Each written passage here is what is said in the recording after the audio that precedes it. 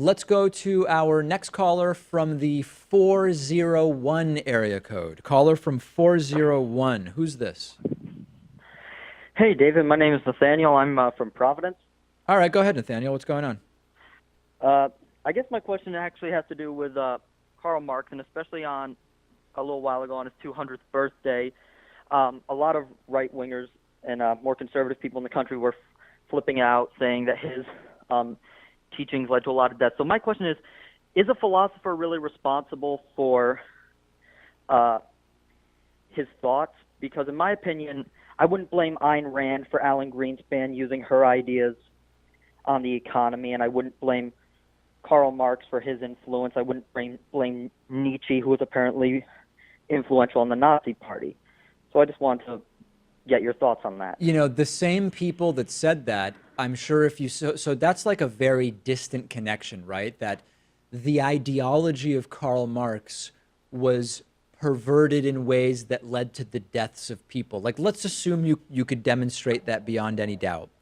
I've got a much clearer example for you. After Glenn Beck talked endlessly about the Evil Tides Foundation, a guy actually went with guns to shoot up the Tides Foundation. Is Glenn Beck guilty of anything in that case? If the answer is no to that case, then the answer is obviously no when it comes to someone like Karl Marx. Okay. I mean, I would not call Glenn Beck a philosopher, but what, I mean, that's like saying that this is like yeah. when people say something that's grossly disgusting and then they say, well, Yeah. I'm a comedian. It's like, okay, well, just because you tag yourself one way or the other, people still evaluate what you say on its merits. I don't know that self-categorization really does much for us in this case. I think the bigger question you're asking is, can we blame the individuals who espouse an idea for actions taken by their followers, whether or not those actions represent accurate understandings of the ideology or perversions of the ideology? And from a legal perspective, the answer is almost always no, unless there's like a direct incitement. From a moral perspective, it's more of a gray area, but I still have a difficult time jumping on board with that. Okay. So one more thing. Would you then blame any of Tommy Lawrence fans if they went and stole food from liberals like she said to do the other day? I would blame her fans if her fans did it. Do you mean would I blame her? Yeah. Or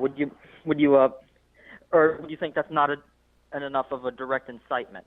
I don't know. I'm not familiar with what you're referring. I don't know what she said or what she did. So I'm not really able to Okay.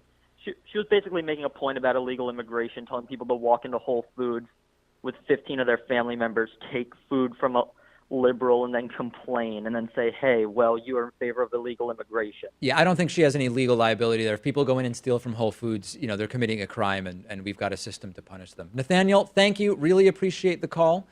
Interesting philosophical question in a sense.